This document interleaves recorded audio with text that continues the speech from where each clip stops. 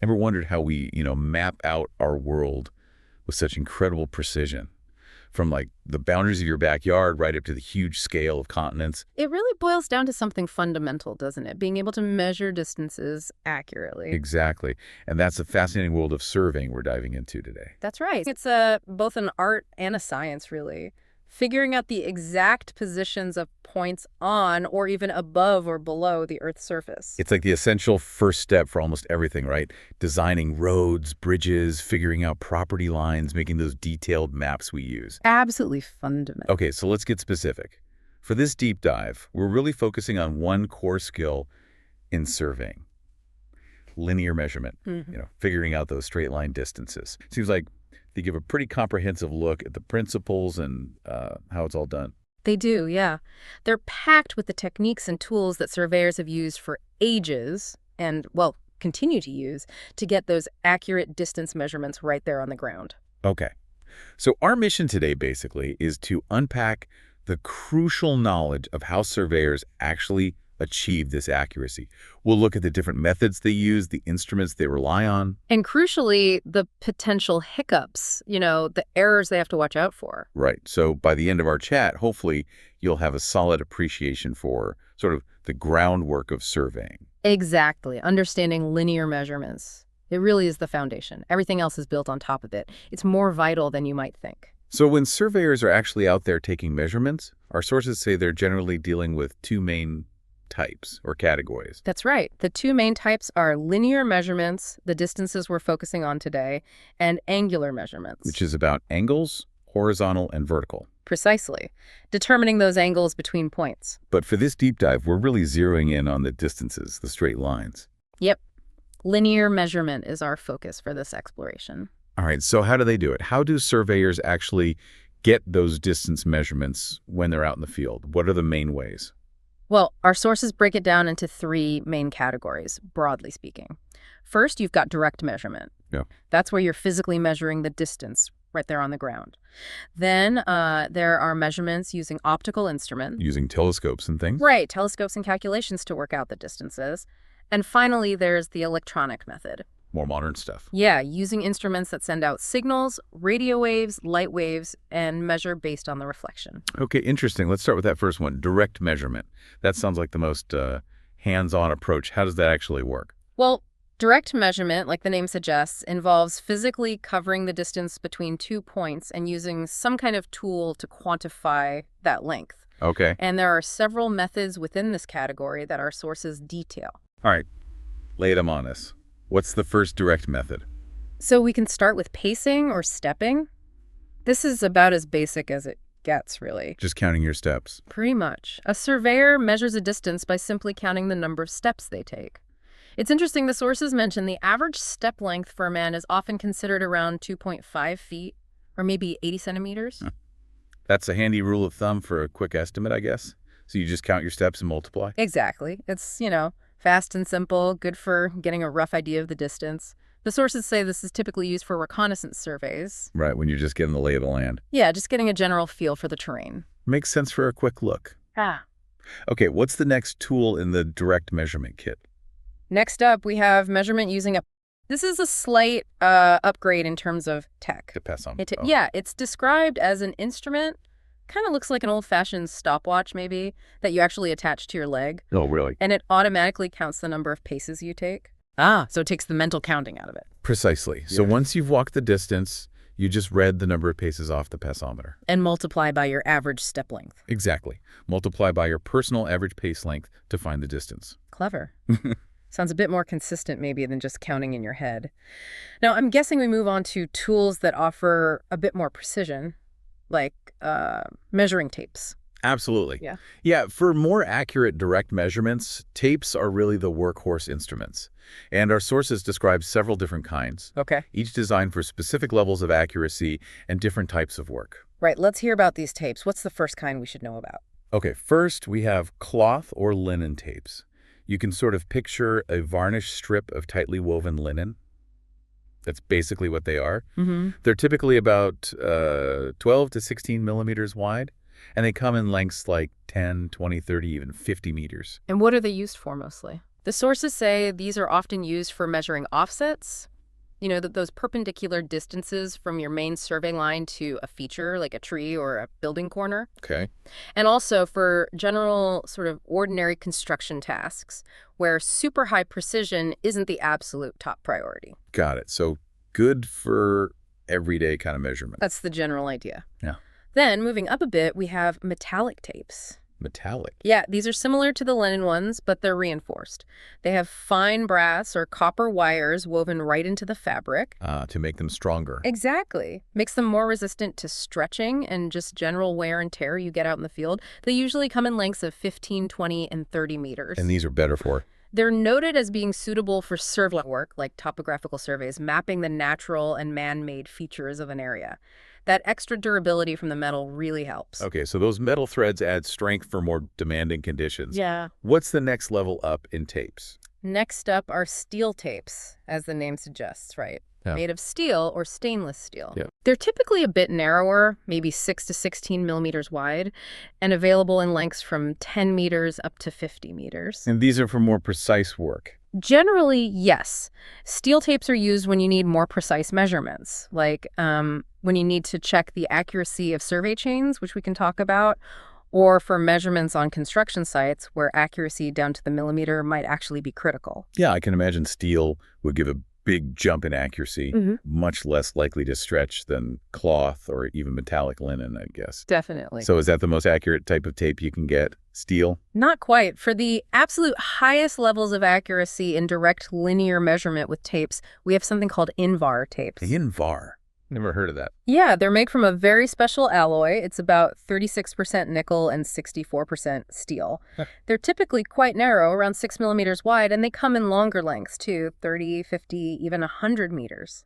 So what makes INVAR so special? Why use that alloy? Well, the key thing about INVAR is its incredibly low coefficient of thermal expansion. Meaning it doesn't expand or contract much with temperature changes. Exactly. Think about it. Even slight changes in temperature can cause a long metal tape, even a steel one, to expand or contract just a little bit. And that throws off your measurement. Right, especially over long distances. INVAR is much, much less susceptible to this.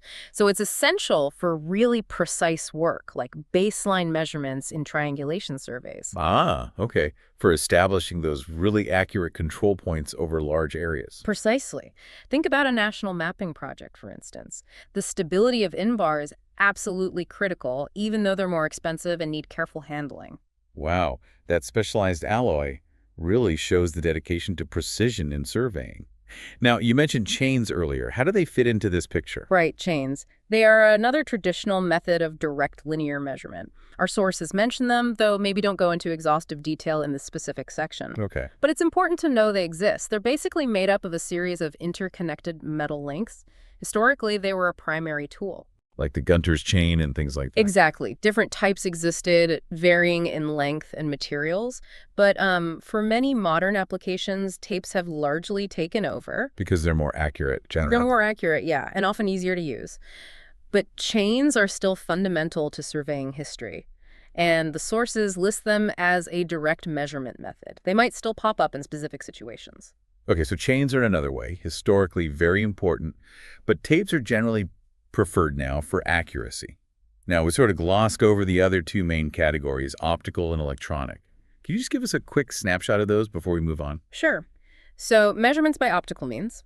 This involves using instruments with telescopes like tachyometers or theodolites. Right. Surveyors take readings through these, measuring angles, and sometimes these things called stadia intervals markings inside the telescope you use to estimate distance. And then they use trigonometry, basically geometry and math, to calculate the distances indirectly.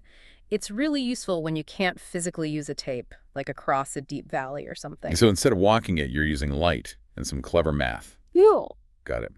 And the electronic method. Right. The electronic method uses instruments that emit electromagnetic waves. Could be radio waves, could be light waves. Like lasers? Sometimes, yeah.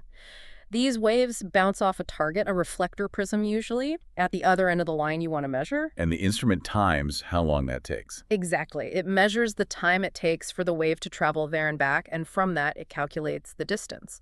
These electronic distance measurement, or EDM instruments, are incredibly accurate and super efficient. Especially for longer distances, I bet. Oh, yeah.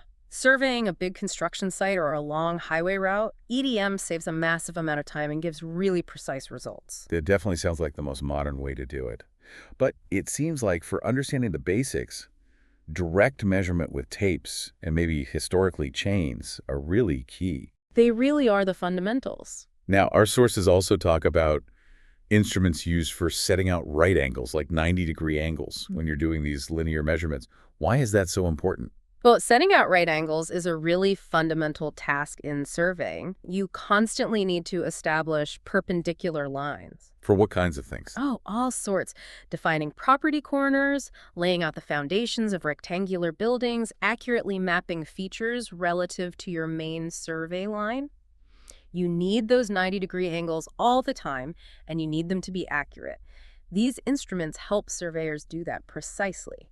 Okay, so what are some of these tools for getting right angles? Our sources list several. There's the cross staff, the optical square, the prism square, and something called a sight square. Okay, let's start with the cross staff. What's that like? Simple. Yeah, the cross staff is relatively simple. It typically just consists of two sets of sights, could be small vanes or slits fixed at 90 degrees to each other. Mounted on a pole. Usually mounted on a pole or maybe a small tripod. So you look through one pair of sights along your existing survey line, and then you use the other pair, the ones at 90 degrees, to visually line up a point that's perpendicular to your first line. It's basic, but it works for getting a right angle visually. Seems pretty straightforward. What about the optical square? That sounds a bit more, I don't know, complex. It is a bit more intricate, yeah. The optical square is a handheld instrument specifically designed to help a surveyor set out a line exactly at a right angle to another line. And it uses mirrors. Exactly. Inside, it has two small mirrors, and they're fixed at a precise 45-degree angle to each other. Okay, 45 degrees. How does that make a 90-degree angle on the ground? It works using the principle of double reflection. So when you look through the optical square, you see two things at once. You see a direct view straight ahead along your main survey line. Right. But you also see, reflected by the mirrors, a view of objects off to the side. Because those mirrors are set at 45 degrees, the light ray coming from the side object gets reflected twice. And the geometry works out so that the angle between that incoming side ray and the final ray reaching your eye is exactly 90 degrees. So when you're looking through it, and you see a target object off to the side, perfectly aligned with a point on your main survey line that you're seeing directly. Then you know that sideline is at a right angle. Exactly. You visually constructed a perpendicular line. Pretty neat. That really is ingenious. A clever use of optics. Now, the sources also mentioned a prism square. Is that similar? It serves the same purpose, setting out right angles, but it's generally considered more modern and often more accurate than the optical square. Okay. How does it work differently? Instead of using mirrors, which can sometimes get knocked out of alignment, it uses prisms. Right. The prisms reflect and refract the light in a way that achieves that precise 90-degree angle.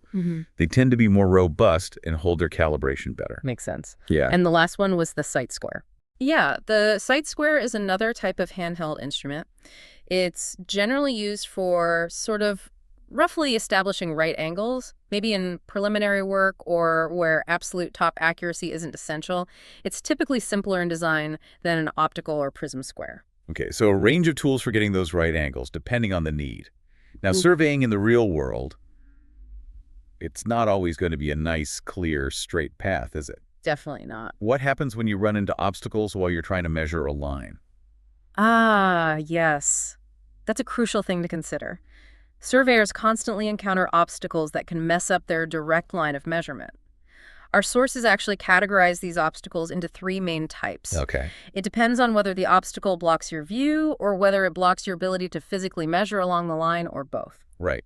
So what's the first type of obstacle you might hit? The first type is an obstacle to what's called ranging, but not to chaining or taping. We can use that term too. Okay, ranging means seeing the ends of a line. Exactly. Establishing a clear line of sight between your 2 points.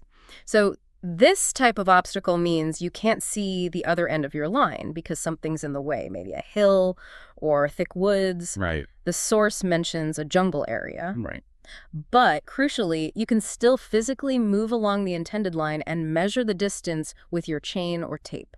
So you might have to set intermediate points to stay online. Precisely. You might have to break the measurement into segments, sighting from one intermediate point to the next, but you can still physically measure each part. Okay, makes sense. What's the second type of obstacle? The second type is the opposite, really. It's an obstacle to chaining or taping, but not to ranging. So you can see both ends. Yes, you got a clear line of sight between your start and end points, but you can't directly measure the distance because there's a physical barrier in between. Like what?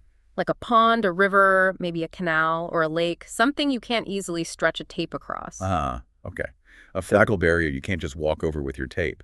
How do surveyors handle that? That seems tricky. Well, there are ways. One method mentioned in the sources, specifically for dealing with something like a pond, involves using that optical square we talked about. Oh, okay. Huh. You can set up a couple of auxiliary points off to the side. Let's call them R and Q. You position them so that the lines from your starting point P to R, so PR, and from your ending point Q back to R, so QR, form right angles with the obstructed line PQ that goes across the pond. Right, so you're making a right-angled triangle, something. Essentially, yes, or using right angles. Since you can measure the distances PR and QR on dry land, you can then use the Pythagorean theorem. Remember that? Yeah. So the distance across the pond, PQ, is equal to the square root of PR squared plus QR squared. You calculate the distance without ever having to get your tape wet. That is fantastic. A really practical application of basic geometry. You just create this right-angled triangle off to the side. Okay, so what's the third type of obstacle? The toughest one? Probably, yeah. The third type is an obstacle to both chaining or taping and ranging. So you can't measure it physically, and you can't even see from one end to the other. Exactly. Think of a big building sitting right on your line. It blocks your line of sight, and you obviously can't run your tape through it. Right. That sounds like it needs some serious problem solving. Yeah. How on earth do you measure that distance? Well, in those cases, surveyors have to rely completely on indirect measurements using angles and trigonometry. Okay. They'll set up auxiliary points around the obstacle, points they can see and measure to. They'll measure angles between lines and distances to these accessible points, essentially forming triangles around the obstruction. Then, using trigonometric formulas like the sine rule or cosine rule, maybe they can calculate the length of the obstructed line indirectly. So you're kind of building a geometric detour. That's a good way to put it. You create a workaround using other measurable lines and angles to figure out the distance you can't directly get at. Our source even gives an example formula, like calculating a length BC using the square root of EC or BE, where E is one of those auxiliary points. It's amazing how these fundamental geometric principles are just so practical in surveying. Okay, so you've done your measurements, maybe navigated some obstacles. How do you know how accurate your work actually is? Good question. The accuracy of chain surveying, as our sources discuss it, is often expressed as a ratio, something like 11,000 or 12,000. What does that ratio mean? It basically indicates the potential error relative to the total distance measured. So, for instance, the source gives an example, a possible error of maybe 0.25 meters in a 500-meter measurement. Okay. If you divide 0.25 by 500, you get 12,000. That represents the precision level. So a bigger number on the bottom of that fraction, like 15,000, means a more accurate measurement than, say, 11,000. Exactly. Higher denominator, higher precision. And several things can affect this accuracy. Like what? Well, like whether the chain or tape itself is exactly the right length. We'll get into corrections for that. Also, if you're measuring on sloping ground but don't account for the slope distance versus the horizontal distance. Well, hypotenuse is longer than the base. Exactly. And even things like changes in temperature affecting the tape length or how hard you were pulling on the tape, all these little things can introduce errors. Wow. Those all sound like things a careful surveyor really needs to keep track of. Yeah. And speaking of issues, the sources talk about chain corrections. What's the idea there? Right. Chain correction or tape correction really deals with the fact that no measuring tool is absolutely perfect right out of the box or stays perfect. Okay. A chain or tape might be manufactured just slightly longer or shorter than its stated length, maybe 20 meters or 30 meters, or it might stretch or wear over time. And even a tiny difference could add up over a long distance. Absolutely. If your 20-meter tape is actually, say, 20.01 meters long over a kilometer measurement, that adds up significantly. Sure. So you need to account for these inherent inaccuracies. How do you do that? Well, you need to know the actual length of your chain or tape, often found by comparing it against a standard reference baseline. Once you know if it's too long or too short, you can apply a correction. Our sources give examples. Say a chain that's supposed to be 20 meters long was actually measured and found to be 3 centimeters too long, so 20.03 meters. Right. And you use that faulty chain to measure a line and got a reading of 327 meters. The true length isn't 327. It's longer, right, because each chain length was actually longer. Exactly. The formula is basically true length, actual length of your chain, nominal length of your chain, measured length. Okay. So in this case, it'd be 20.03 meters, 20 meters, 327 meters. That works out to about 327.49 meters.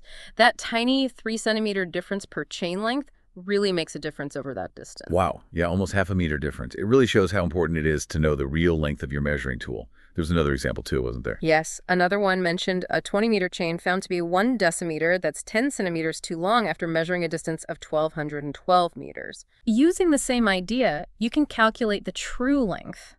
The example then flips it around and asks what length you'd measure for that same true distance if you used a different chain, say a 25-meter one that was 12 centimeters too short. So it's all about that relationship between the tool's actual length, its stated length, and the measurement you get. Exactly. You can't just blindly trust the numbers on the tape or chain. Makes sense. And it's not just chains, right? Tapes can have these errors too, and other kinds as well. Absolutely. Tapes are definitely subject to various factors that require correction, especially if you're aiming for high accuracy. Our sources detail several types of corrections specifically for tape measurements. Okay, let's walk through those tape corrections. What's the first big one? The first is temperature correction. We touched on this briefly with invar tapes. Think about a steel tape out in the field. It expands when it's hot, contracts when it's cold. Right. So this correction, often called Sachi, accounts for the difference in the tape's length due to the temperature during your measurement compared to the standard temperature it was calibrated at. Okay, and there's a formula for that. Yep. It's CT alpha times TM2 times L. Okay, break that down. Alpha Puttin is the coefficient of thermal expansion for the tape material, how much it changes length per degree. TM is the temperature during measurement. 2 is the standard temperature, like maybe 20 degrees C, and L is the length you measured. Got it. Our source gives an example with typical values for steel. Maybe alpha is 11 by 10 U per degree Celsius. 2 is 20 degrees C, you measure at 25 degrees, and L is 30 meters. You plug those in and you get a small correction value. So in that example, it was warmer than standard, so the tape was slightly longer, meaning the true distance is slightly more than what the tape read, or slightly less. Oh, wait. Good question. If the tape is longer due to heat, it takes fewer tape units to cover the distance. So the reading on the tape is less than the true distance. You'd need to add the correction. Ah, right. Got it. Okay, what's the next correction? The next one is pull or tension correction, usually called CP. Because how hard you pull the tape matters. Exactly. The tape is standardized under a specific amount of tension or pull. If you pull harder during your measurement, you'll stretch it slightly. If you pull less, it won't be stretched as much. Okay. The formula accounts for this. Heap P equals PM PO times L, all divided by A times E. Ooh, okay, PM PO. PM is the pull you actually apply during measurement. PO is the standard pull it was calibrated for. L is the length again. And A again. A is the cross-sectional area of the tape. And E is the modulus of elasticity of the tape material, basically, how resistant it is to stretching. I see. Again, the source gives an example. Maybe you pulled with 11 kilogram force, but the standard was 5 kilograms over 30 meters with specific values for A and E. Plugging that in gives you another small correction. So if you pull harder, PM PO, the correction is positive, meaning you stretch the tape so the reading was slightly longer than the true distance. No, wait. If you stretch it, the numbers go further, so the reading is less than the true distance again. So you add the correction. Let's think. You pull harder, tape stretches. So a point marked 30 meters on the tape is actually further than 30 meters from the start. So the tape reads less than the true distance between two fixed points. Yes, you add the correction if you pull harder. Okay. Get my head around it. What's a third main tape correction? The third one is sag correction, CS. This is important when the tape isn't fully supported along its entire length. Like when you're measuring across a dip or between 2 points in the air. Exactly. The tape hangs in a curve, a catenary, due to its own weight. And the curve is longer than the straight line between the endpoints. Precisely. So the measurement along the curved tape is longer than the true horizontal distance you actually want. Sag correction is always negative. You always subtract it. Okay, that makes intuitive sense. Is there a formula for sag too? There is. It's a bit more complex. CS equals L times W1, weight per unit length squared, divided by 24 times a knot times PM bell. Okay, L is length, is weight per meter. N is the number of unsupported sections or bays. If it's just sagging between the two endpoints, N1. If it's supported in the middle, NU2, and so on. And PM is the pull you're applying. Right, because more pull means less sag. Exactly. The example values show this results in a negative correction, as expected. Okay, so temperature, pull, sag. Those are the big three for tapes. Those are the main ones discussed, yes. In practice, to get the most accurate result, you'd calculate all the relevant corrections, temperature, pull, sag, maybe even a correction for the tape not being perfectly horizontal, slope correction, and then you sum them all up. So you get a total correction. Right. The source example sums these up and finds the total correction for a measured 20-meter length is maybe just a couple of millimeters. Wow. Tiny amounts, but they matter for precision work. They really do. It highlights the meticulous nature of accurate surveying. You have to account for all these subtle physical effects. Absolutely. It's definitely not just stretching a tape measure out. Now, before we wrap up, our sources also briefly mention some general principles of surveying and the typical steps in a chain survey, just for context. Sure. A couple of really fundamental principles guide almost all surveying work. One is the idea of working from the whole to the part. What does that mean in practice? It means you first establish a network of very accurately measured control points covering your entire survey area, the whole. Then you fill in the details within that framework, the parts. Why do it that way? It helps control the accumulation of errors. If you start measuring small details and try to build outwards, small errors can compound and throw the whole thing off.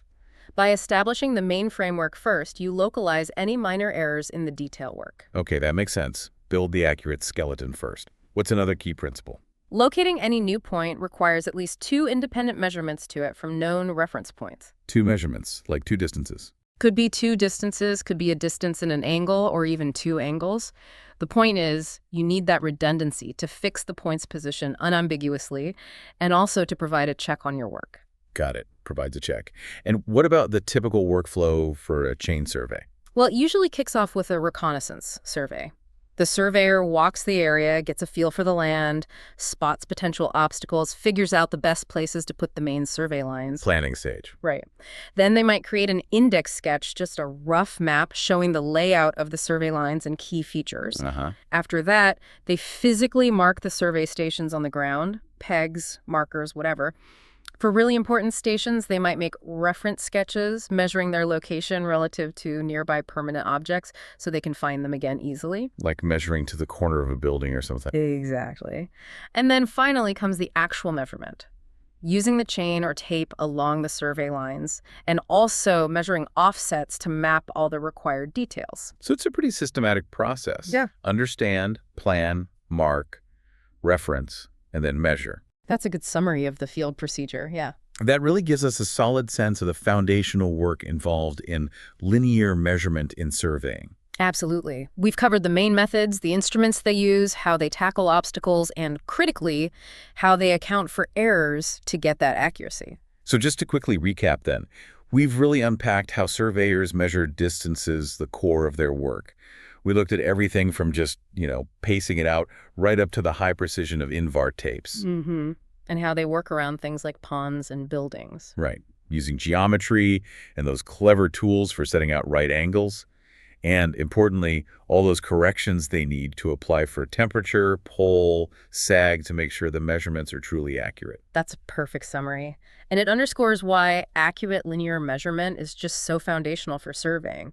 It affects the maps we use, the roads and buildings we build, how we manage land, everything. It really does make you appreciate the level of detail and precision that goes into what might seem like a simple task, just measuring a distance. It's far from simple when done right. And it makes you think. Yeah. Even with all the amazing technology we have now, GPS and lasers and all that, these fundamental principles of direct physical measurement still provide that essential, almost tangible connection to the land itself. That's a really great point, and it leads to a compelling thought maybe for you listening to mull over. As modern surveying leans more and more on advanced tech, what new challenges pop up? How do we maintain that crucial accuracy and efficiency in a world that's, well, constantly changing under our feet? It's a field that keeps evolving, but always builds on these very fundamentals we've talked about today.